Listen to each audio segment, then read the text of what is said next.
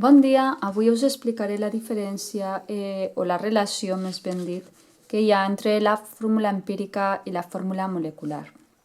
Si us fixeu, per exemple, en aquestes dues estructures que teniu aquí, que segurament coneixeu, veureu per una banda que tenim la fórmula molecular d'aquesta estructura d'aquí, que és molt similar a la de l'aigua, que seria la de l'aigua oxigenada.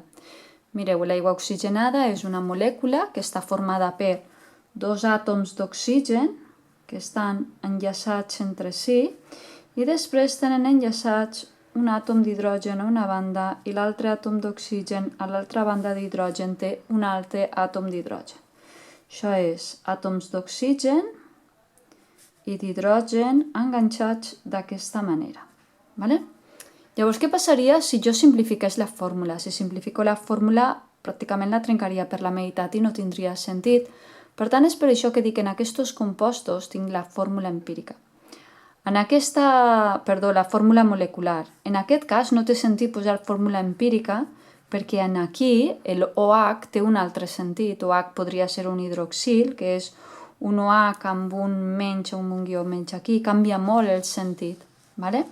Llavors us poso aquí altres exemples de fórmules empíriques i moleculars. Les tenim aquí. Obrim una miqueta més el zoom. Ai. Ara podeu veure, per exemple, si jo parlo de fórmula molecular, podria parlar de fórmula molecular del nom real o també s'anomena vulgar, és el que com s'ha conegut aquest compost al llarg de la història, i de la fórmula empírica. La fórmula empírica s'aplicaria per simplificar o trobar la proporció entre els àtoms que formarien una determinada estructura. En una xarxa cristal·lina té sentit perquè està formada per molts àtoms, però en una fórmula molecular no tindria massa sentit simplificar la fórmula. Però tot i això anem a veure què significa. Mireu. Si jo tinc C4H10, que és una cadena formada per 10 àtoms d'hidrogen i 4 àtoms de carboni, aquesta seria el butà. Vale? Si jo puc simplificar, per exemple, entre 2, puc dividir cadascun dels subíndexs, es simplificaria i me donaria C2H5, de manera que si jo tinc que parlar de la fórmula molecular del butà seria C4H10. La seva fórmula empírica seria C2H5. Si jo tinc que parlar d'una fórmula famosa més o menys, que segurament us sona, que és la de la glucosa, seria C6H12O6, i si jo tot això ho puc dividir entre 6, es simplificaria com CH2O.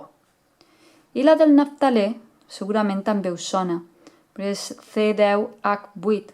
Llavors, si puc dividir tot entre 2, me dona C5H4. Com puc enganxar això, aquests continguts, amb les activitats que me donen a mi? Llavors, tindríem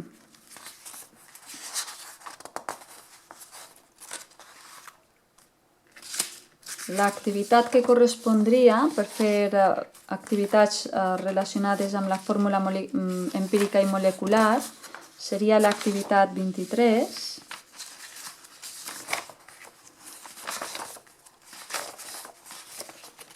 La tindríem per aquí.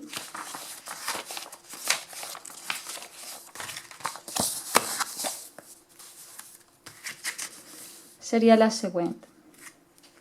Digues quina és la fórmula empírica, aquí està l'enunciat complet, indica en quina proporció es troben els diferents àtoms o grups d'àtoms en els compostos següents. Llavors, per exemple, bromur de magnesi. El bromur de magnesi, la proporció ja és un àtom de magnesi per cada 2 àtoms de brom. No se pot simplificar més. En el cas del níquel, del carbonat de níquel 3, que és aquest compost que veieu aquí, ara tindreu que veure que està format per ions níquel i anions carbonat. Vale? Aquest l'anomenarem níquel. Quants n'hi ha? 2. I de carbonat, quants n'hi ha? 3. Per tant, per cada 2 àtoms de níquel hi haurà 3 anions carbonat. En la primera sí que havíem dit que hi havia un àtom de magnesi i 2 àtoms de brom. L'exercici continua, aquí indicant el clorur de sodi, deia, la proporció seria, aquí sí que té sentit, és una xarxa cristal·lina, tindríem per cada àtom de sodi un àtom de clor. Tenim un àtom de sodi per cada àtom de clor. I en l'òxid de ferro 3, doncs aquí tindríem 2 àtoms de ferro i 3 àtoms d'oxigen.